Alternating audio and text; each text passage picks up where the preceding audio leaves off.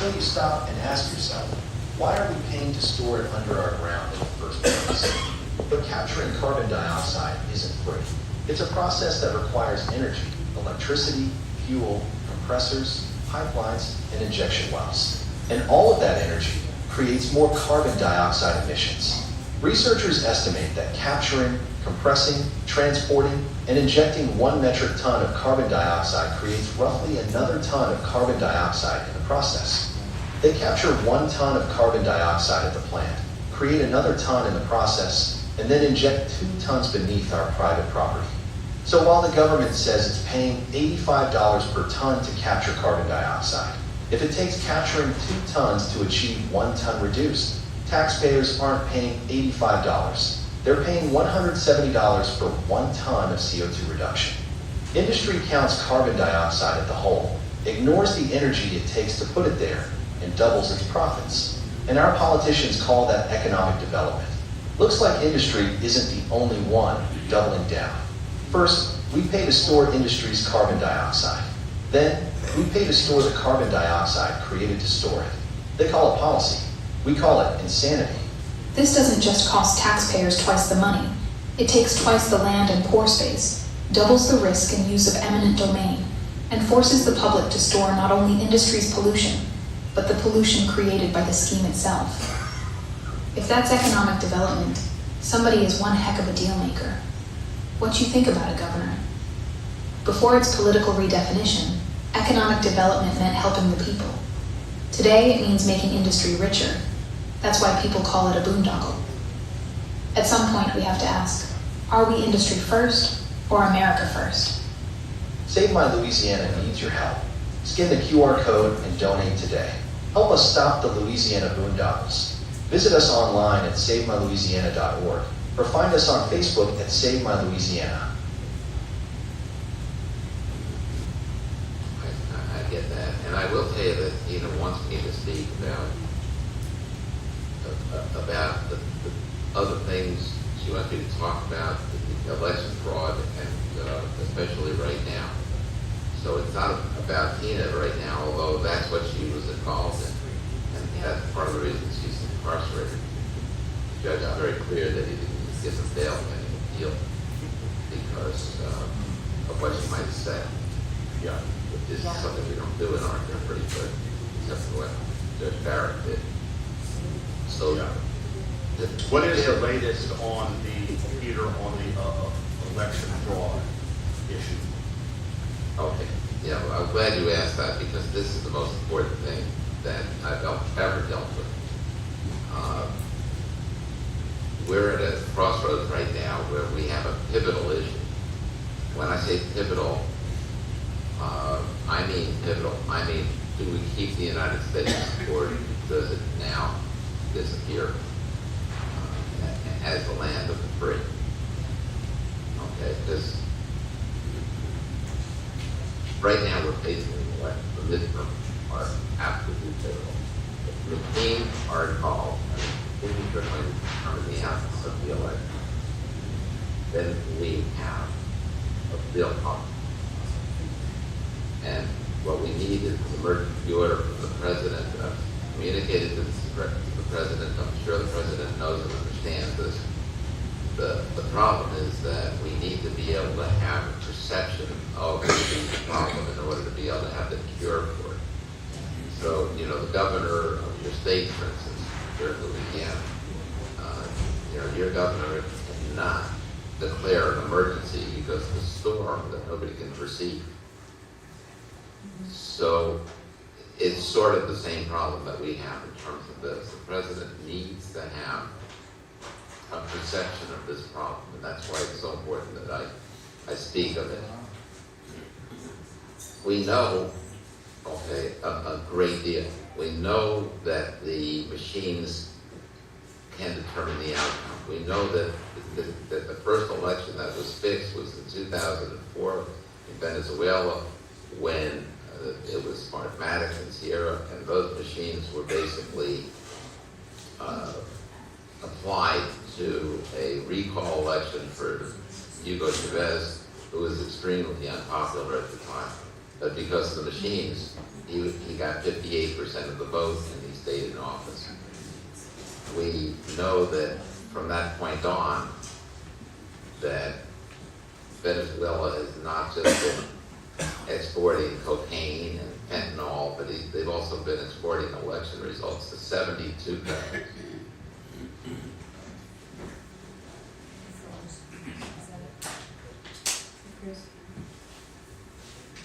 We switched subjects on the videos, so you might want to set that up. Yeah, thanks, Liz.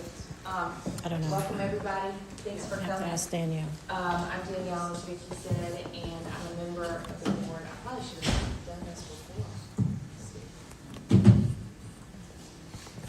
All right. I'm a member of the board of Lead the People by You and co-host of the State of Freedom podcast, which was a clip that you just saw. And we've got a lot of ground to cover tonight. I was telling Vicky before we started that maybe we bit off a little bit more than we can chew with these two topics because they are the two most important topics facing our state right now. So before we get into that, let me introduce our speakers. First is Chris Alexander, who is my co-host on the State of Freedom podcast, and he is the founder and head of Louisiana Citizen Advocacy Group, which is the only advocacy group in Louisiana that is at the legislature fighting for the people of this state. Every other one is a special interest group.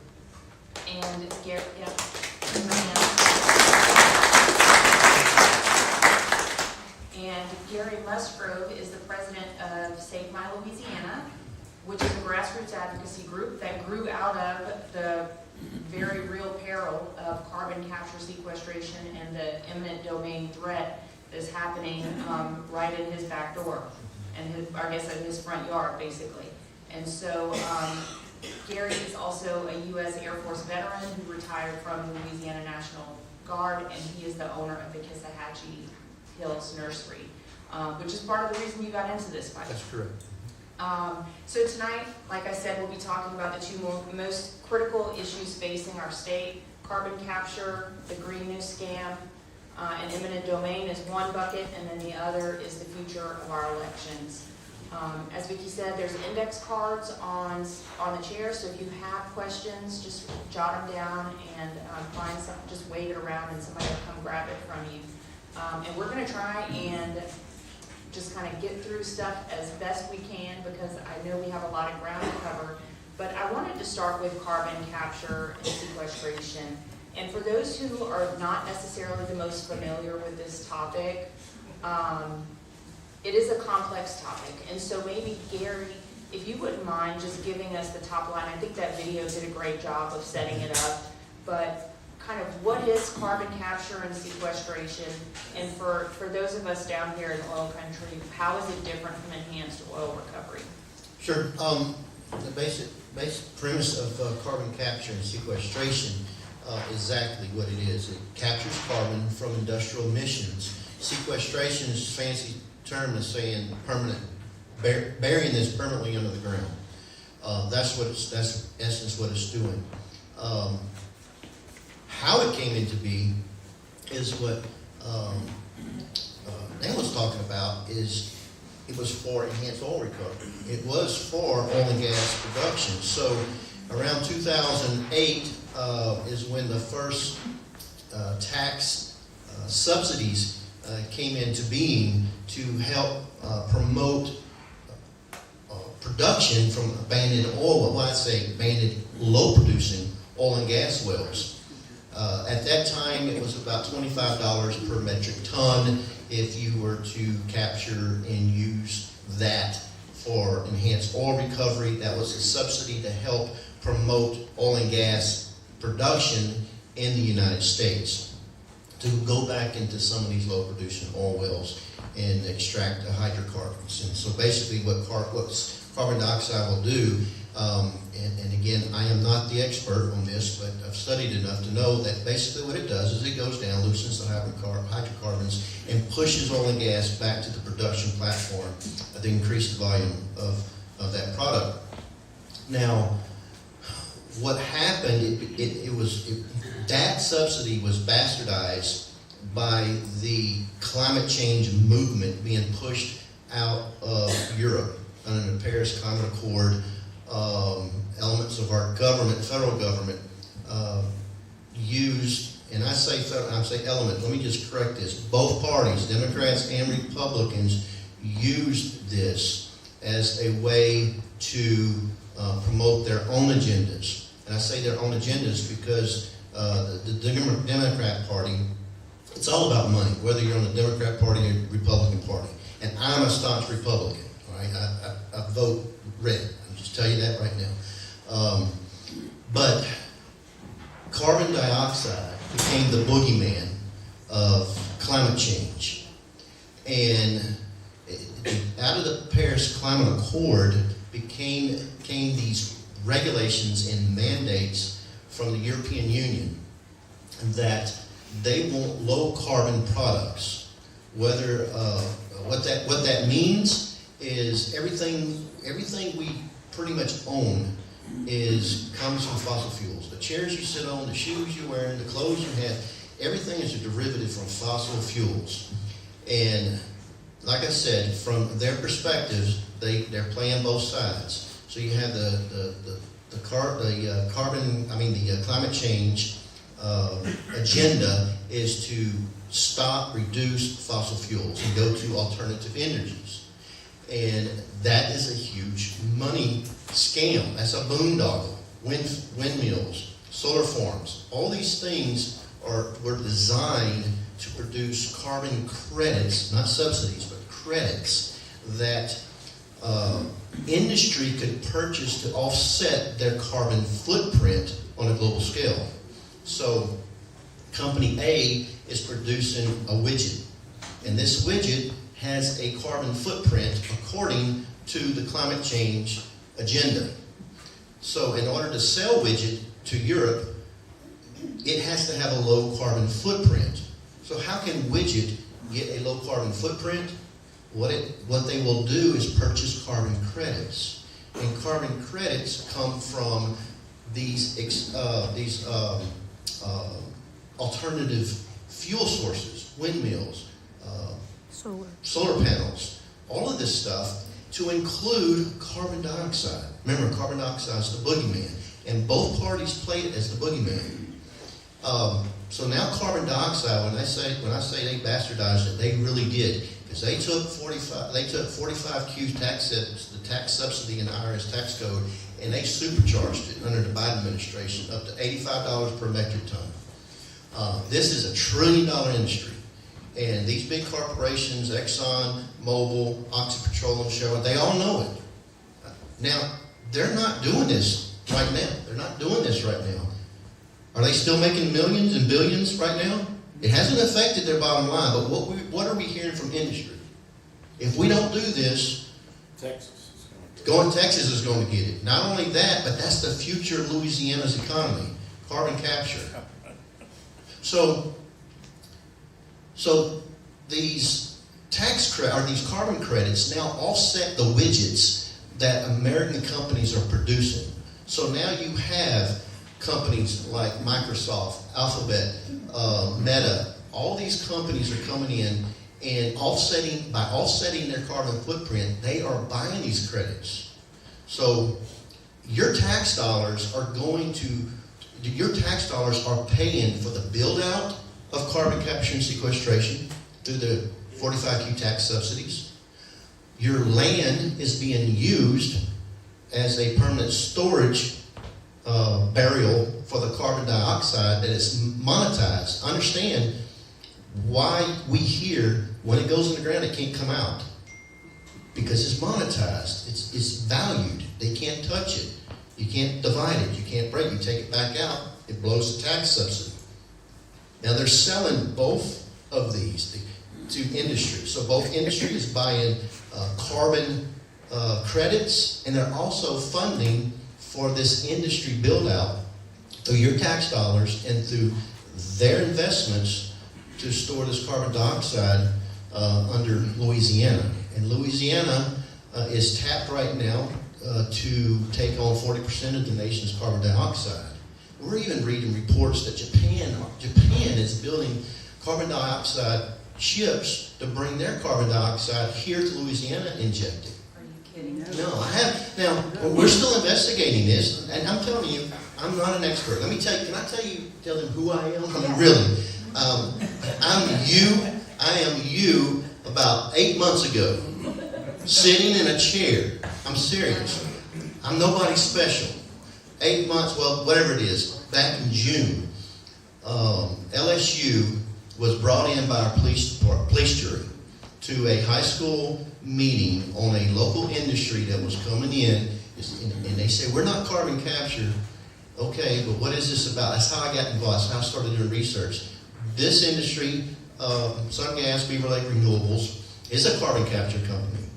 They disguise it as, no, we're not. We're just taking wood chip, seed stock from the local timber industry, and we're going to turn it into methanol, and we're going to ship it to Europe because they just want low carbon methanol. Okay, that sounds great, right? We're going to put our pulpwood drivers in the back. The industry's coming back online. That's great. That's another avenue for them to sell their product. But there's one caveat. We got to capture the carbon. Oh, you do? So what are you going to do with it? Well, we're going to give it to a third-party vendor. What do you mean you're giving it to a third-party vendor? Yeah, we're giving it to them. So you're sequestering it. You're burying it. No, we're not. They are. I mean, okay, like I said, I'm nobody, but I'm not nobody. And so I got involved. So I'm sitting out here and I'm listening to what they're saying. And I had a question that said, okay, I see where this is going. Who owns my pore space? And are you all know what pore space is? Pore space is that geological surface under your property that holds your minerals, it holds your oil and your gas and whatever else is down there. That's yours. That property from all the sky all the way down the center, that's all yours. In Louisiana, we own our property. And so I had to ask her, who owns my pore space? And it looked at me like a deer in the headlight. I said, guys, you know what I'm talking about. All right? Who owns my pore space? You're going to start putting this in. This is reverse unitization that we all know about in the oil and gas industry. So if you're a landowner and you got a block, in that block, unit block, you got a piece of land, well, you're going to get royalty off that oil and gas that comes in it. Well, if you don't want this stuff on your property, what are you going to, I don't want this. Well, if we get 85% of this block, the other 15%, they got no choice. You have to participate. And I want you guys to understand what this other 15%, because Jessica and all these other senators, representatives and senators running around here saying, there is no eminent domain, nobody's taking their property, because the build out hasn't happened yet. They're on the cusp of doing it. So that 15%, you know what eminent domain means? That doesn't mean that they're going to force you into a contract. No. That means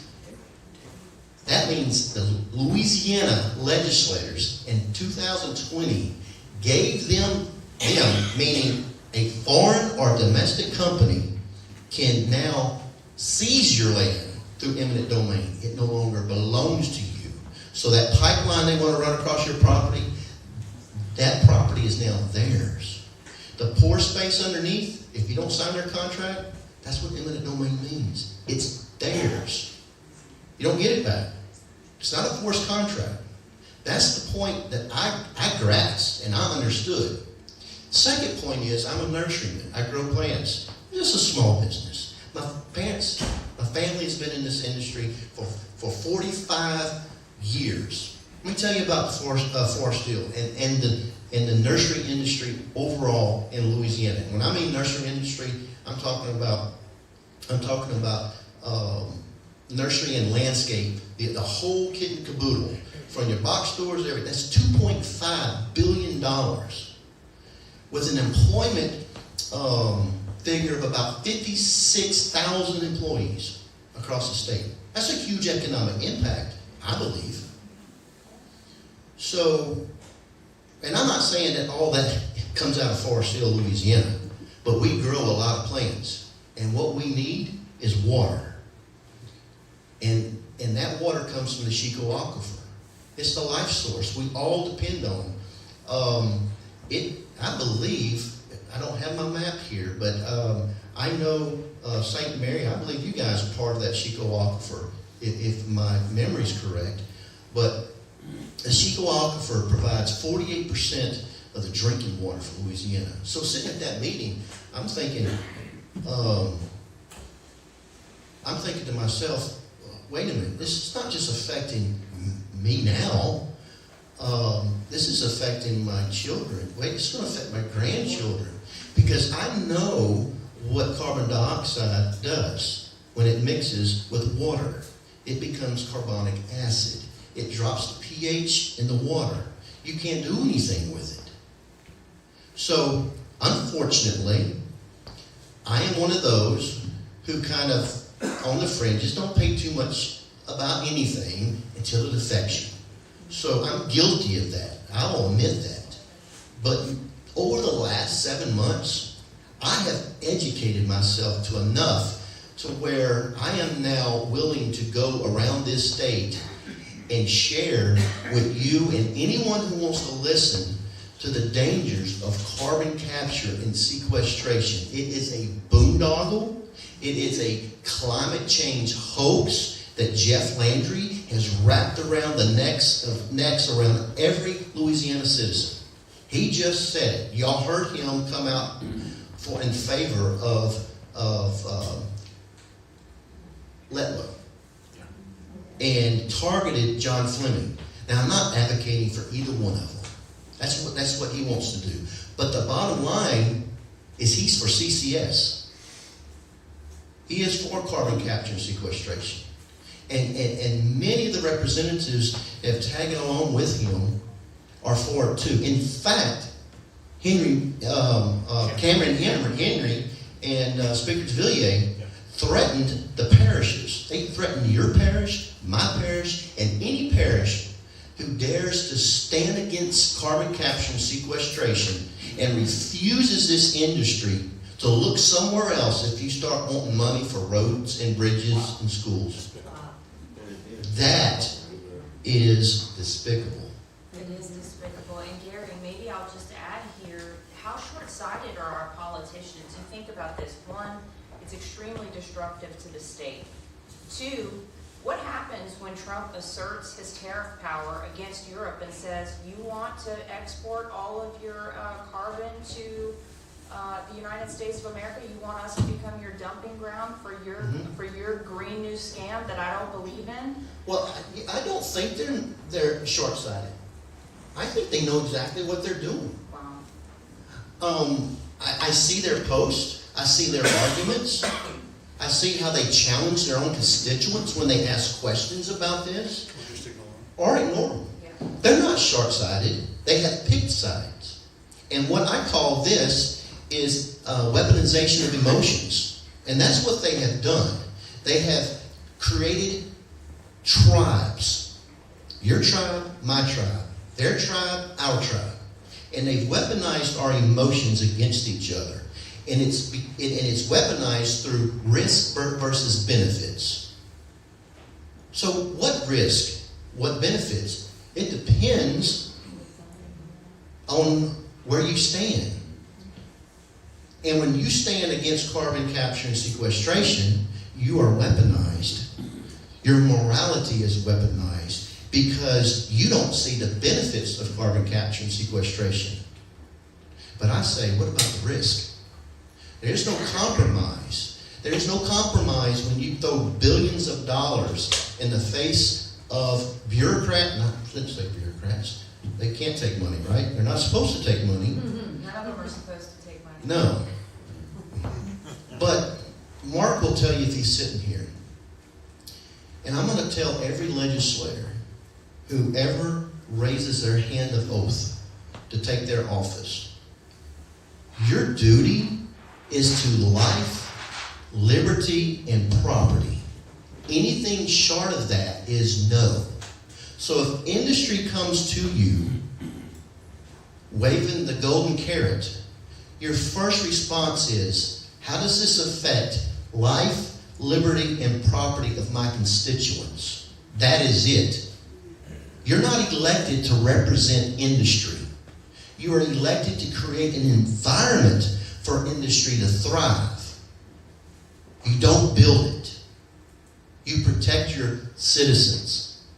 You protect your constituents. I don't see that happening, Chris, do you? There's a handful, and there's a handful of good representatives that voted these bills into law who really see the error of their ways, and they are really trying to fix this. Yeah, A few. Well, maybe that's a good place for us to jump off to. Chris, would you mind talking a little bit about how we got here legislatively, the background? I know, Gary, you mentioned it briefly, 2020 was the year. And then what's on the table solution-wise this year now that we're in legislative session? Sure. Before I start talking about that, I just wanted to say that I absolutely love coming down here because y'all are just some of the best people I've ever known and ever met. And it's just incredible to work with We the People. And we've gotten some good stuff done together. We the People is one of those groups. Y'all don't just talk. You do things that matter and that make a difference. So it's such a privilege to be here with you. So thank you. The long and the short of it on this scam that we're dealing with right now is at the height of COVID, and I know this was intentional, this was not inadvertent.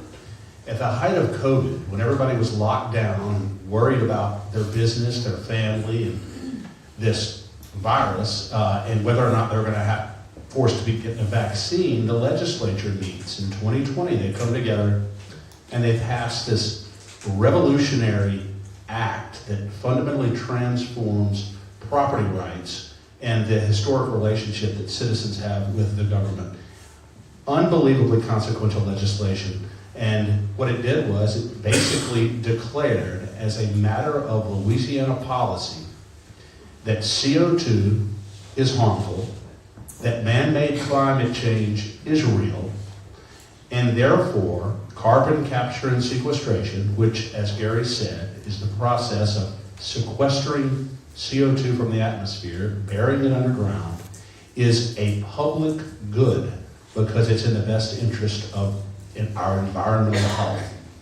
That's what they used to justify eminent domain in the very same bill, because eminent domain says that you can't take private property unless you're using it for a public good, for a public purpose. So they had to declare CO2, this carbon capture, a public good in order to be able to justify the seizure of private property.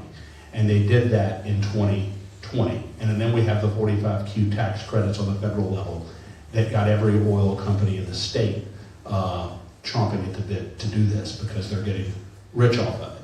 But it was 2020, it was Sharon Hewitt, and that's where we are. And the thing that still stuns me about this is that there was not one legislature, not one lawyer serving in our legislature that asked one single question to the author of this bill. What is the actual connection between any activity of man and climate change? Is there any such thing as anthropogenic, man-made climate change? How are you justifying, codifying in law the right for a private company to seize private property for their own economic enrichment? What about the potential adverse health consequences of this to our water supply?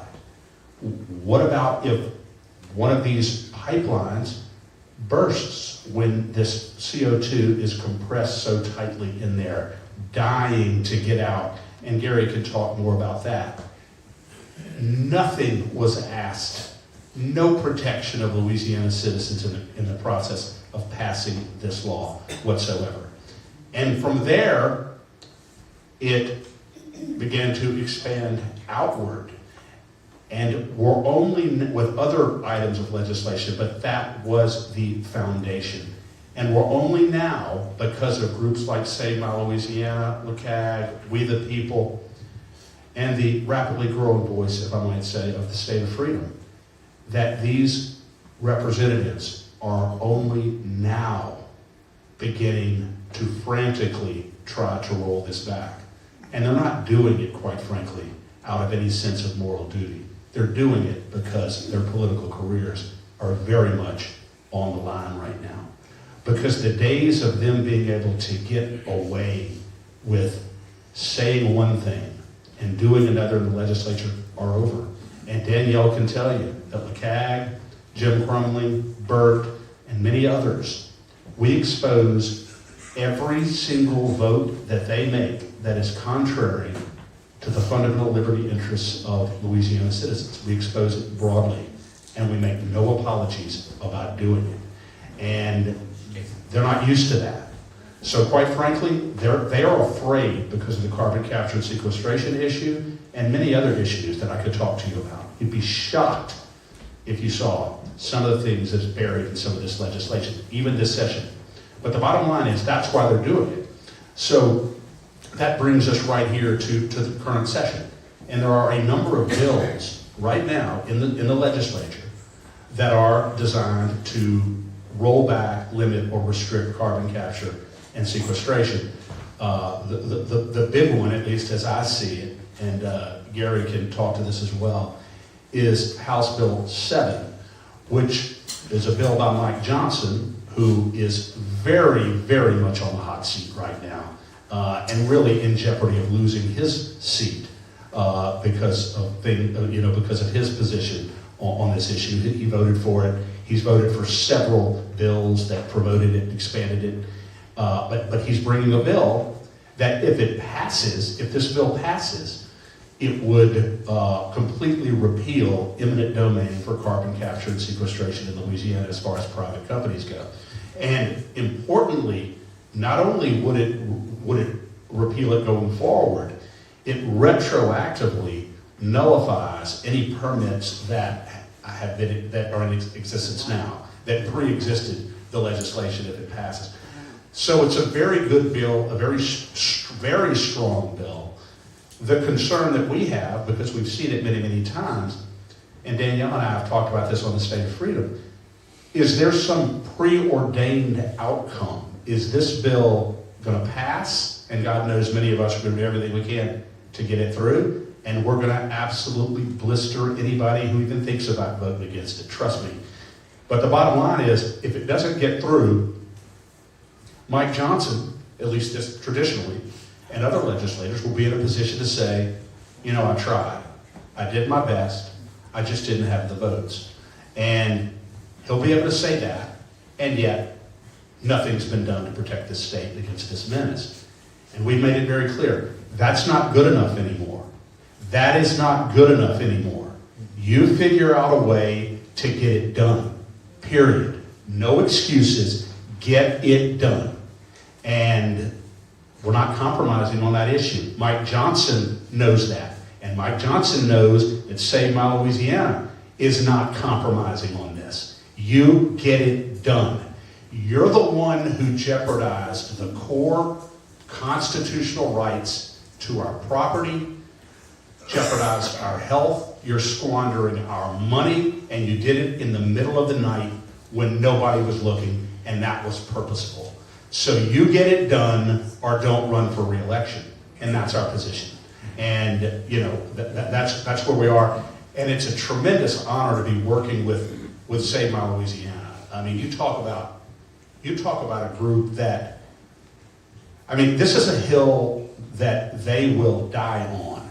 And it's good to meet Americans once again who are willing to die for something bigger than themselves.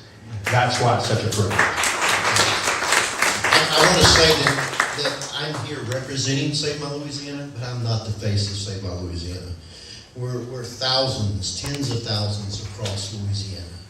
And we have a tremendous team behind us, reading legislation, carefully digesting, working with legislators to tweak some of these bills. And yes, as Chris said, HB 7 will be, if passed, if it comes out of committee clean, If it gets to the Senate, Unamended. unamended, if it gets to the Senate, gets out of the Senate, it's the bill we want.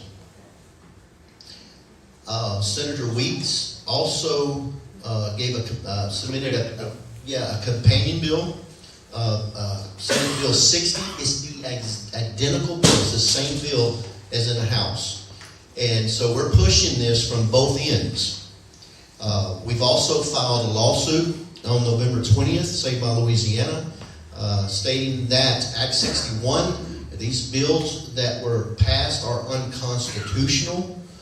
They're in direct violation of Article 1, Section 4, that they've taken away our property rights through eminent domain.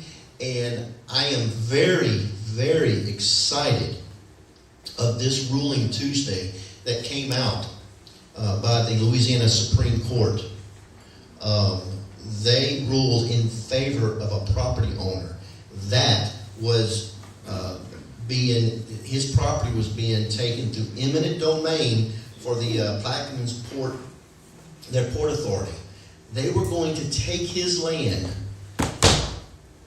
under eminent domain, lease it to Venture Global to operate and process an LNG plant down there.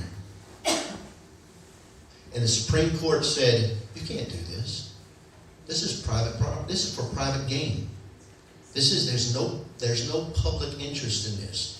What's so amazing that in 2005, when the U.S. Supreme Court ruled against the Kelo ruling that stated Newark can take people's private land and then they could give it to private industry. They built a housing development there because they could get more tax space.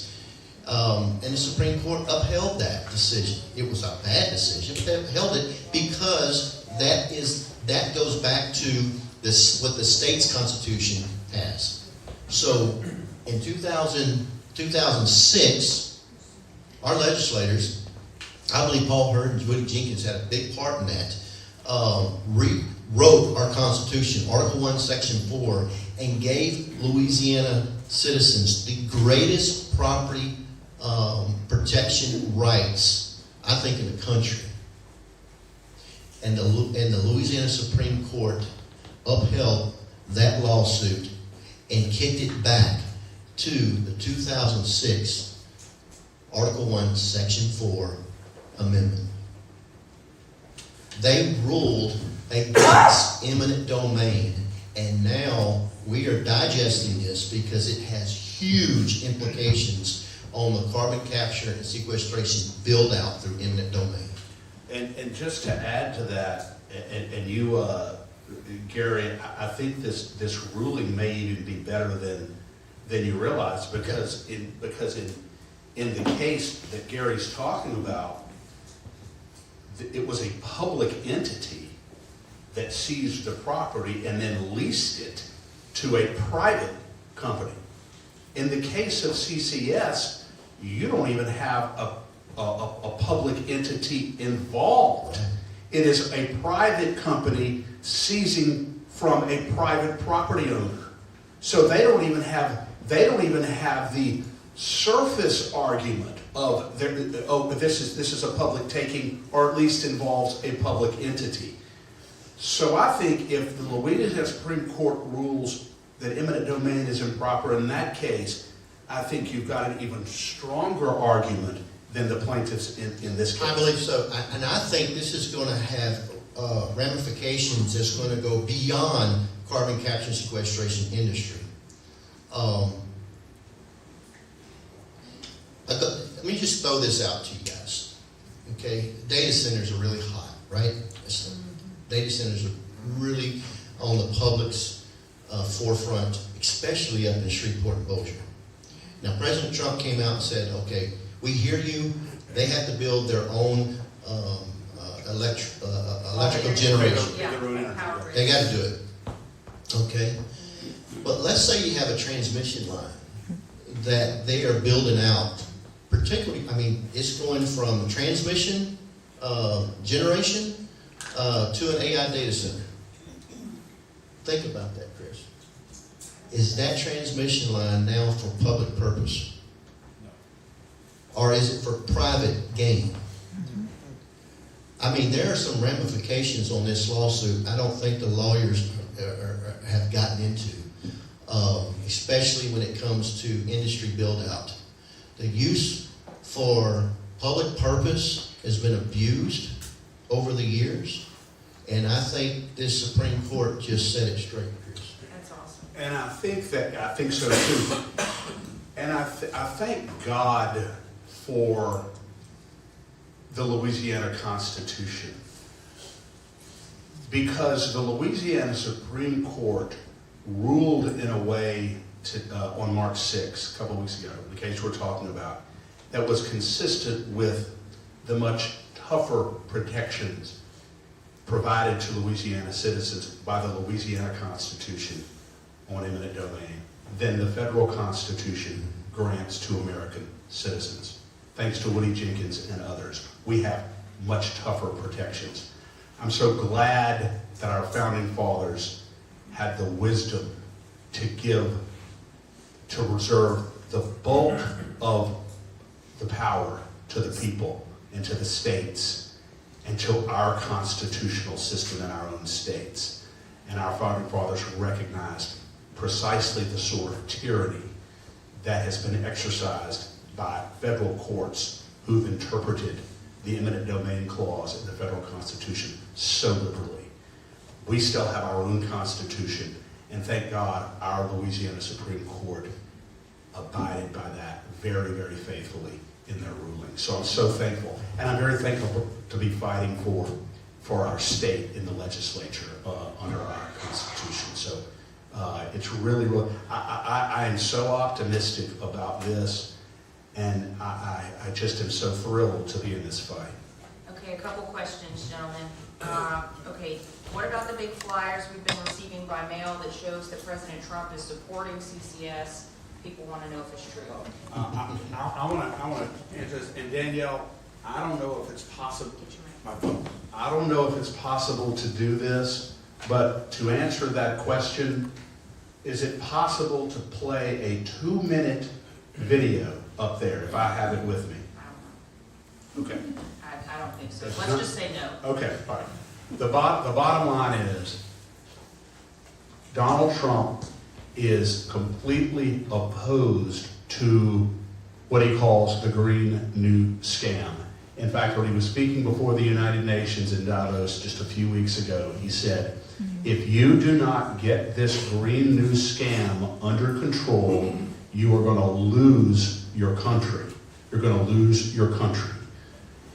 I don't know that he's ever specifically mentioned carbon capture and sequestration, but I do know that his EPA very recently reversed the Obama era finding that CO2 is harmful to human existence and harmful to public welfare. The EPA has flatly rejected that, and yet they still continue to move forward in our state. Why are they continuing to do this? The whole foundation of this bill back in 2020 was we have got to do this to protect our environment from exigent threats. Well, that has been collapsed by the EPA ruling very, very recently. So why are they doing it? And we've demanded an answer. Why do you continue to do this? Nobody will answer the question. We know why. But I love to continue to hammer them with the question that they never want to answer. And Chris, follow up on that. We do have a spokesman from his administration, and that's Secretary of Interior Doug Burgess, told us that carbon capture is something that they're for. Now, we have to separate the two. So the flyers that you're seeing, what does it say? Donald Trump is for carbon capture. Do you see sequestration? No. Do you see permanent barrel of industrial waste? No, it's not there. Because the purpose of carbon capture was to use for enhanced oil recovery. Drill, baby, drill. All these low-producing oil wells, that's what we're going to use it for. Doug Burgess said from his own mouth that it is a hoax. We do not, his administration, Trump's administration, if you're listening, Governor, the Trump administration said we do not condone burying, sequestering carbon dioxide permanently. Yeah. So I don't know how much clearer you can be, but you know where those flyers come from. They come from Jeff Landry himself, indirectly. Okay, the next question is the danger of old oil well sites and injecting CO2. Could you talk about that? Yeah, currently right now, Louisiana has over 400,000 wells. Many of them abandoned. And I've talked to old well, the old guys in the industry that said, but they were kids, they would drill a well, and if it didn't have nothing in it, they just put a pine stump on it, stick it in the ground, and cover it up. So there's many of those that's not even, we don't even know about. So imagine Louisiana as a pincushion. There's straws everywhere. And now we want to pump carbon dioxide, CO2, which is, I mean, that's a natural element of sustaining life that God gave us. Carbon dioxide is what gives us oxygen. It is what makes the planet green. God knew what he was doing. Man doesn't. Well said. What they want to do is take a natural gas that is not harmful to this environment, it is needed for this environment, and they want to super critically compress it to an unstable, unnatural substance. Inject that into under your ground at over 2,400 psi to stay there with these straws, all these abandoned wells. You really believe it's going to stay there? Now, if you get the perfect geology, the perfect cap rock, which don't exist in Louisiana, and you expect it to stay there, guys. Several weeks ago, I forget what date it was, but my son and I were up at a men's retreat up at Toledo Bend, and North Toledo Bend State Park, and on a fishing trip. And 5:30 in the morning, man, bam! I got shook. I mean, knocked out of a bunk.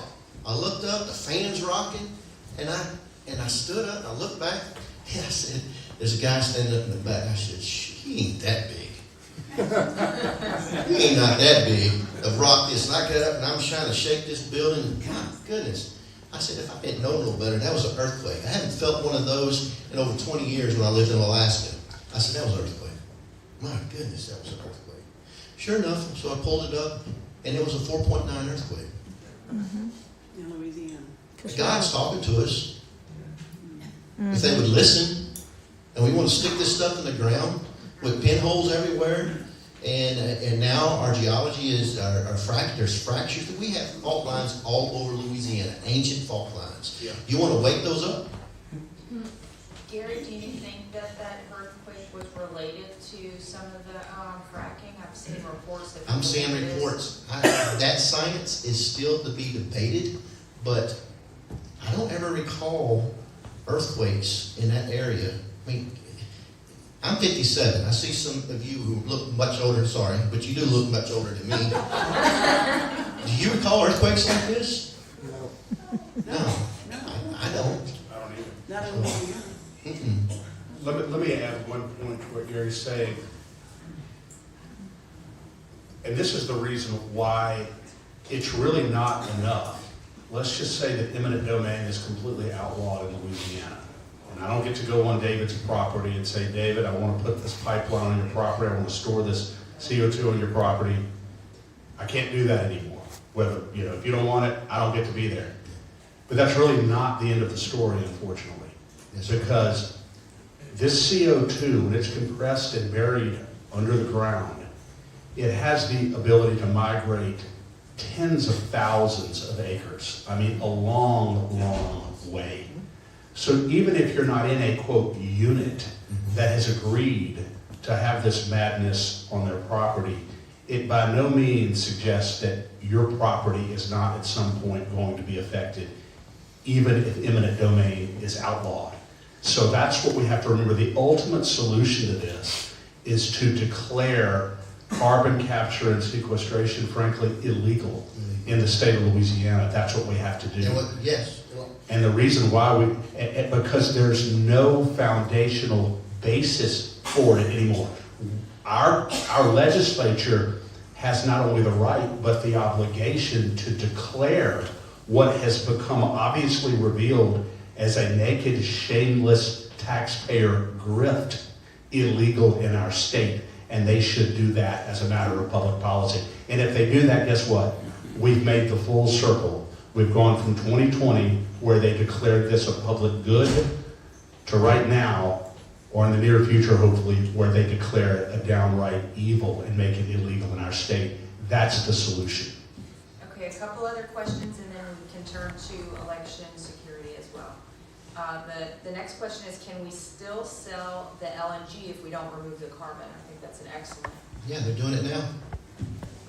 It's happening now. They did it forever. Ever. Yeah, they're doing it right now. It's Well, just and free. I think Europe's gonna have to really reassess its priorities if they can't get oil out of the Middle East. Yeah, absolutely. The Secretary of State, Marco Rubio, was told, he made a declaration to the Industrial Maritime Association saying, you are not going to hold America hostage to your climate demands, your net zero demands. That's right.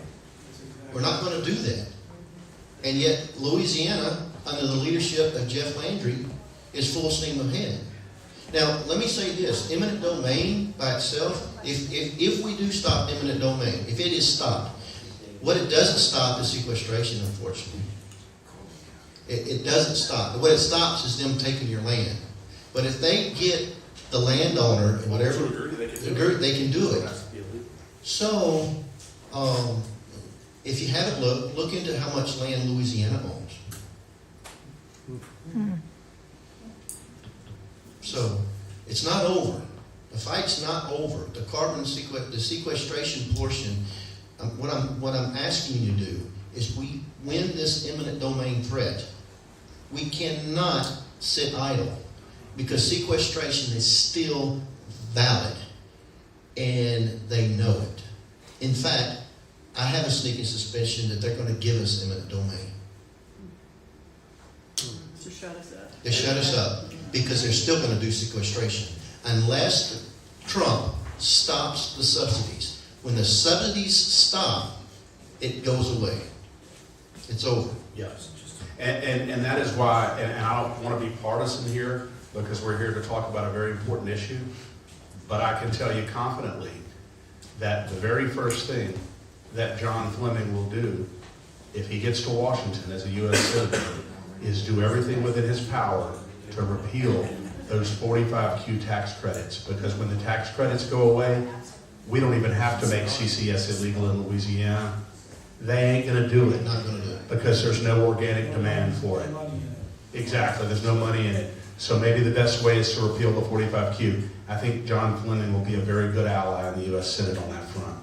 Yeah, and there's a question here, what are the prospects that his the Trump administration will revoke taxpayer funding? I think there's another mechanism besides the Congress directly, which is Scott Bessent's office, the Secretary of the Treasury, can just do a pocket rescission and say, actually, you can't spend this money on this. But that would be temporary, right? If they keep renewing the Q45s. Well, right. The thing about that is, if that were done, it would really be in the form sort of an executive decision that was made by the Trump administration, and it would last as long as President Trump was in office. And then if we got another Biden in there, here we go again. So ultimately, I think the solution would be to statutorily in Congress just repeal those 45Q tax credits. I think that, but I feel very hopeful about where we are right now. We have to get fair elections so we can trust our politicians a little bit more. Danielle, do we have a call to action on We do, Okay. yeah, we do. I'll talk about it in a little bit. And then another question here is, plants use CO2 to generate O2, which is essential for human life. Have CCNS proponents posed a safe CO2 level with any scientific basis? A safe CO2 level, I mean, ideally, it would be 800 parts per million. You want to see luscious green, Absolutely. a plant. I mean, we use it in nurseries. We pump CO2 in the, I mean, bring it on. We need it. We do. I- Right now, I couldn't believe it. I was watching this congressional hearing, probably back a year or two, and they had all these people in front of this congressional committee, and they were talking about 45Q tax credits and carbon capture and sequestration. And one of the conservative lawmakers looked at one of these guys pushing this and said, "Sir, do you have any idea what percentage of the atmosphere consists of CO2? And he went down the list. They're in there asking the federal government for hundreds of billions of dollars to build this thing out and not to protect the environment from CO2, and not one of them could tell him what percentage of the environment is actually CO2. So he Or finally, what the goal was, I bet. or what the goal was. So he finally said, "Sir, the atmosphere is 0.004% CO2, less than 1/2%. And he said, of that less than 1/2%, about maximum 10% of that is caused by man-made activity. So you're doing all of this for a minute fraction of man-caused climate change? What in the world are you doing here?" And I just always stuck with me. By the way, Gary can speak to this, but you know that if it gets down below 0.003 or 0.002, the plants start to die. We're dangerously close to not having enough CO2, and these idiots want to go and try to sequester it and bury it. Yeah, It's just You extraordinary. want a greener planet? You want more water? Plant a tree? Plant a tree. That's it. But you know what's the irony of this? When you talk about carbon dioxide, that's the boogeyman. But you also know oxygen. You can compress oxygen too, and mix it with cellulene. What do you get? Some of our state legislators have obviously been victimized by compressed oxygen. I don't know, but there's a reason. There's a reason they stamp a warning: don't smoke around compressed oxygen. It just the ignorance is my son. He's now 17. He told me, and I've always never forget it. He said, "Dad, you can win an argument maybe once with the smartest man in the world, but you'll never win with ignorance." And he said that when he was 15. And not to outdo Gary, but I just want to tell you that we're riding home from school one day. We're talking about elections, which we're about to talk about. And my 13-year-old looked at me and said, "Dad, why is there such a big controversy about whether or not computers can be hacked?" He goes, "Heck, Dad, I know how to hack a computer." There it is, right from the mouth of babes. Yeah. All right. We have another couple questions. I'll get to them if we have time. But I do want to make sure that we touch on election integrity because we advertised that we would, and it's really important. There's a deep history in our state since 2020 of being very concerned about the sanctity of our vote, the future of our elections. Are our elections even secure? And there's been a lot of activity, a lot of conversations with elected officials about the security or insecurity of our election systems. We don't really have time to go into all of that, but I did want to just make sure that people were aware that since We the People Bayou's founding, we have conducted a canvass of Terrebonne Parish to see if how dirty our voter rolls are. We have held demonstrations of hand-counted paper ballots. We did a letter writing campaign that sent out over 4,000 letters from across the state to AG Liz Murrill, to Governor Landry, and Secretary of State Landry, none of which were acknowledged, by the way. We have hosted a number of meetings on this issue, and as recently as 2 weeks ago, a number of folks from this organization went to the Voting System Commission meeting in Baton Rouge and had the courage to sit at the table and testify against the renewal, the purchase of voting machines. Chris, you were there. I know, Vicki, you were there. Yeah, there's a couple people. Yeah, there were some great testimonies, and I believe you can find them all on our YouTube channel and LeCAG's YouTube channel. Facebook as well. Chris, but would you just mind outlining the major concerns of Louisiana citizens with respect to our elections and how those concerns have been received by our elected officials?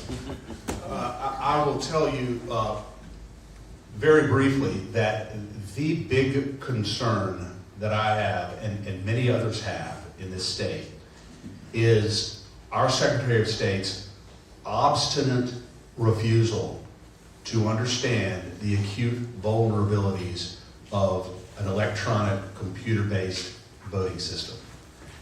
The extent to which these systems can be hacked and manipulated, have been hacked and manipulated. There's no question. That's not even in doubt anymore that has happened. She wants to invest $100 million in a new electronic-based voting system in Louisiana. And do you know the interesting thing about this? Not only are these things vulnerable to remote manipulation, as Alex Halderman testified to in our own legislature, cyber criminals can go in, manipulate votes, reverse votes back and forth because of the way they program this software.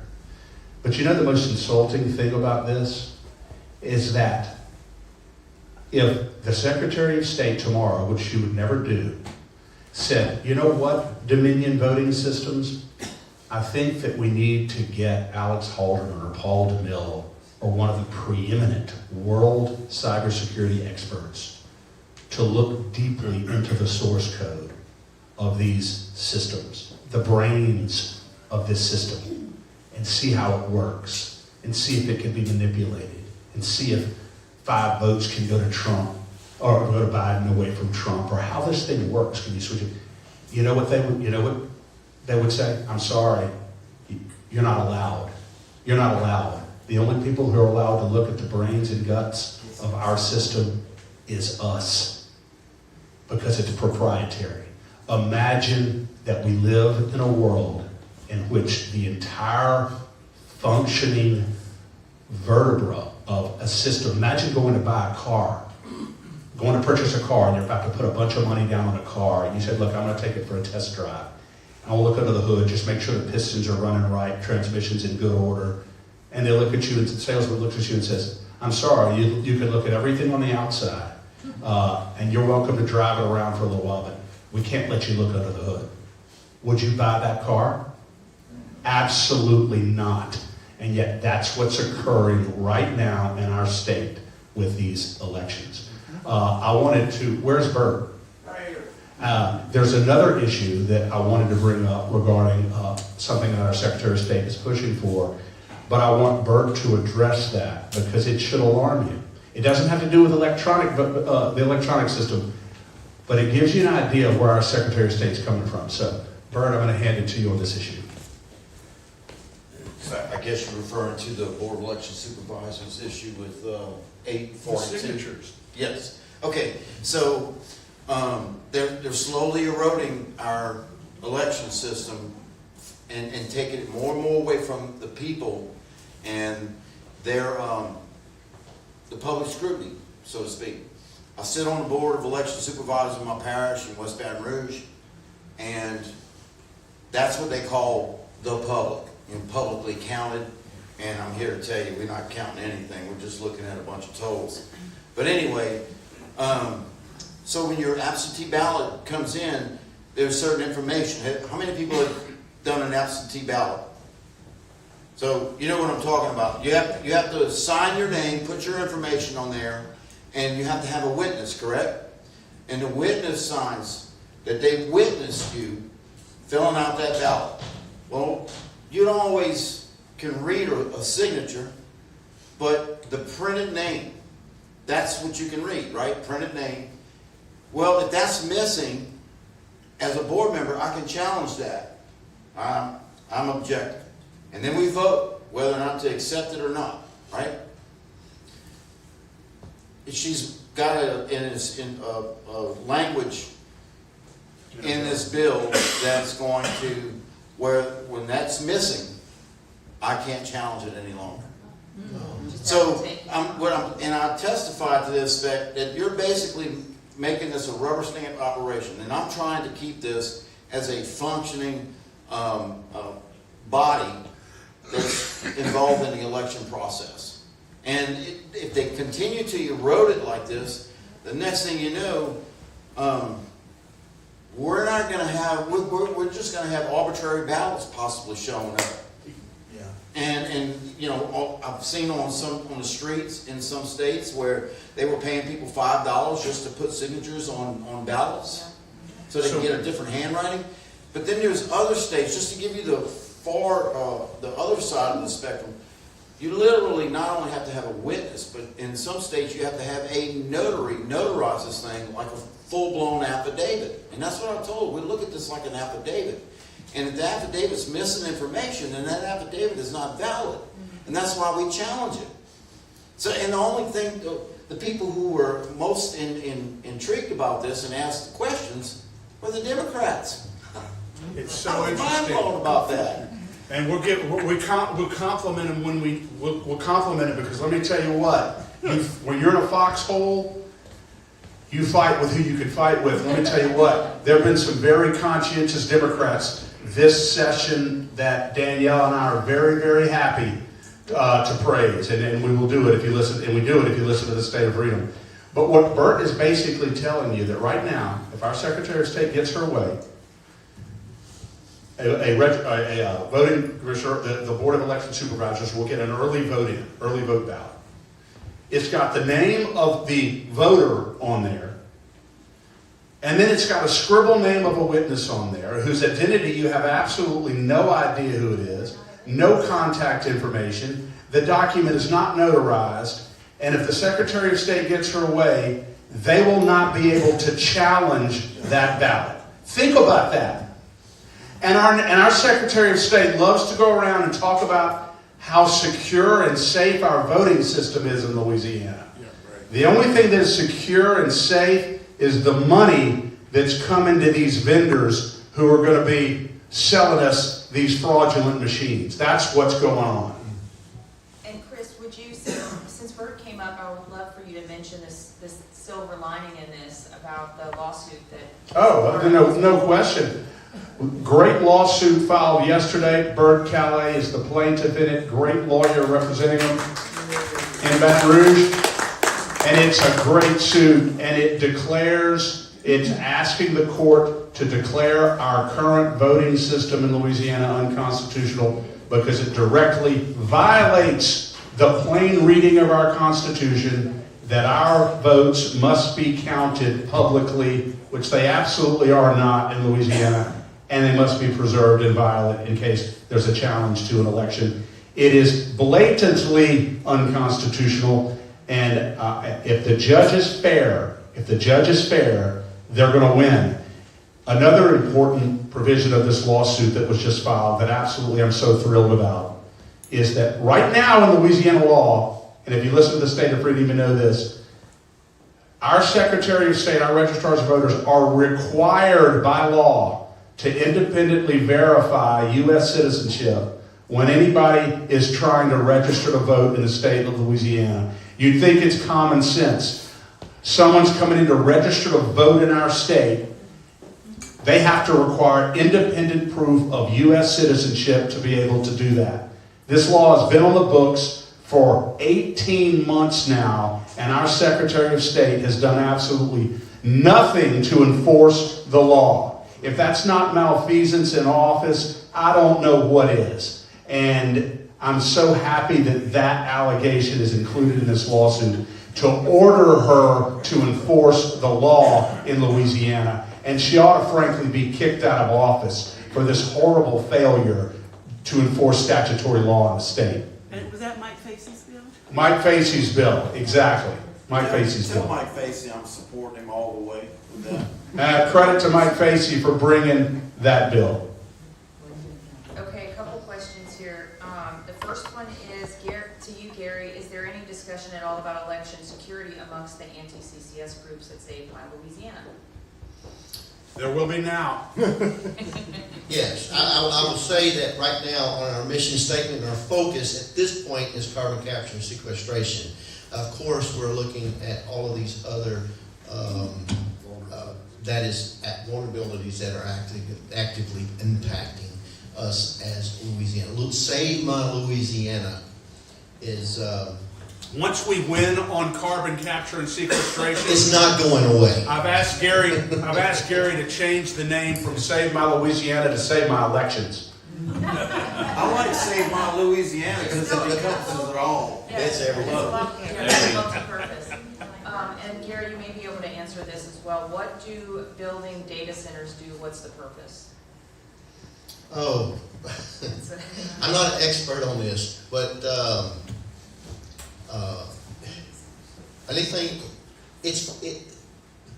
AI is rapidly the future of America's industry, from national security through banking, through industry, automation, everything. Do I have a dog in this fight?